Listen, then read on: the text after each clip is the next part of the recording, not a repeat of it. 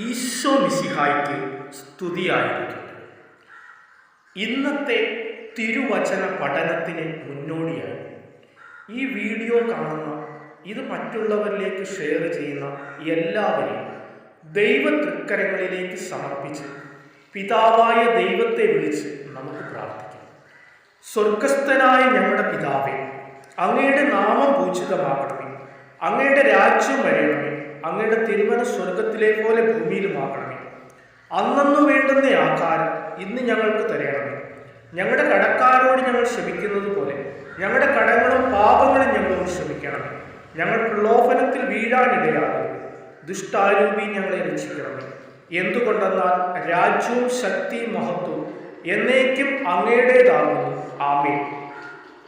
ഇന്നത്തെ തിരുവചനം: നിങ്ങളുടെ സകല കാര്യങ്ങളും സ്നേഹത്തോടെ